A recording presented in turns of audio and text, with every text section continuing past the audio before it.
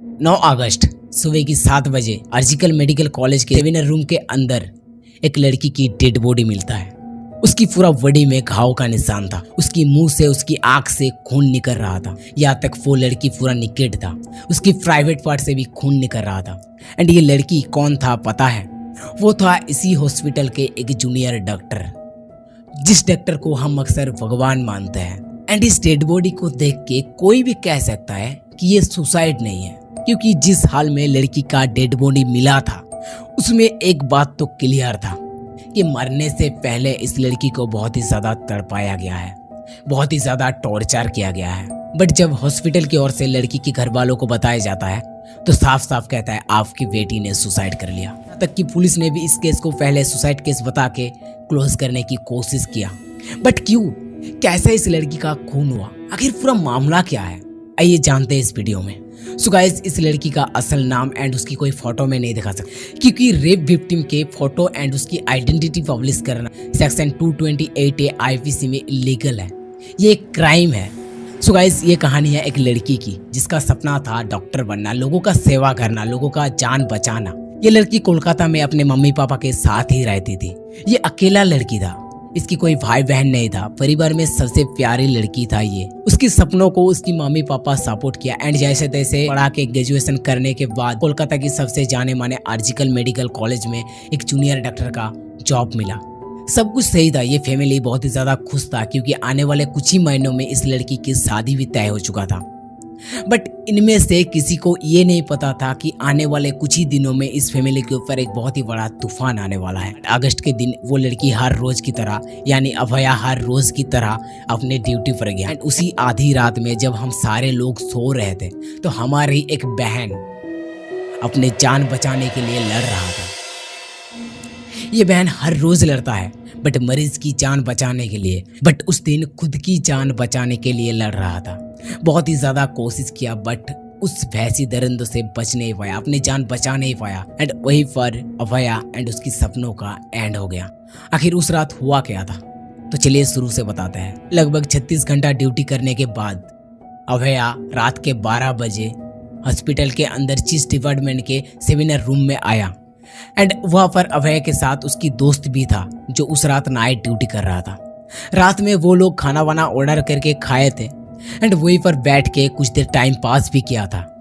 And उसकी बाद में रात के 3 बजे अभया सो जाता है। एंड अगले दिन सुबह की 7:30 बजे उसी रूम के अंदर अभया की डेड बॉडी मिला।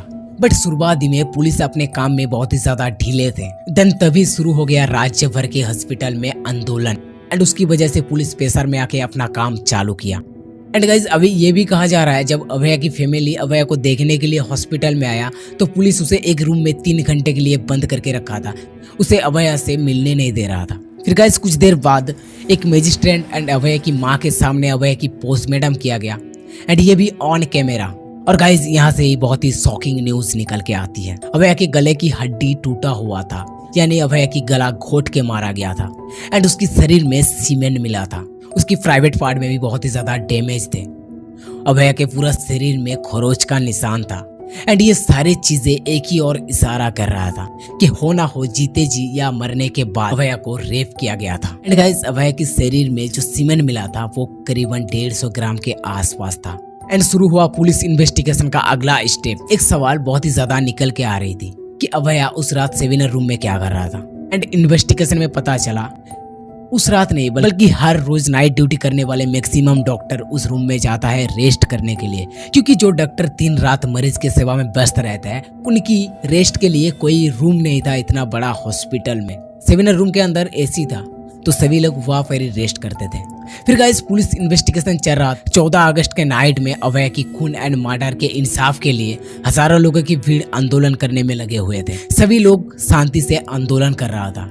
एंड उसी वक्त ब्रिज की उस ओर से 6 से 7 हजार लोग आते हैं एंड आंदोलन करने वाले के ऊपर हमला करते हैं, यानी डॉक्टर को भी मारते हैं एंड हॉस्पिटल को भी बहुत ही ज्यादा डैमेज करते हैं। सो गाइस, अब एक बार सोचो, आज हमारा देश स्वाधीन हुआ था बट कल नाइट में जो हुआ था वो एक स्वाधीन देश में कभी भी नहीं होना चाहिए था। गाइस, अभी इस वीडियो को देखो। शरीर में कोई कपड़ा नहीं था, पैर दोनों राइट एंगल में मिला गया। जब तक पेल्विक गर्डल नहीं टूटता है, इस तरह दो पांव को नहीं चीरा जा सकता। सोच रहे हो कितना तड़पा के मारा गया है उस लड़की को, कितना दर्दनाक मौत था।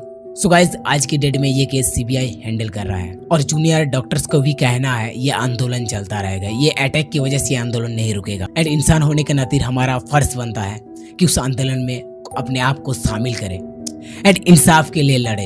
एंड आज की डेट में पूरा राज्य भर में आंदोलन सभी का एक ही बात है, कहना है कि अभया को इंसाफ मिले एंड उसके पीछे जो कोई भी है उसे कड़ी से कड़ी सजा मिले। सो गाइस, अभी तो ये केस चल ही रहा है एंड जैसे ही इस केस के बारे में कोई अपडेट हमें मिलेगा तो तुरंत इस चैनल में एक वीडियो आ जाएगा। सो प्लीज़ इस चैनल को सब्सक्राइब करके रखिएगा एंड हो सके तो ज़्यादा से ज़्यादा इस वीडियो को शेयर कर दीजिए एंड कमेंट बॉक्स में #जस्टिस फॉर अभया लिख दीजिए।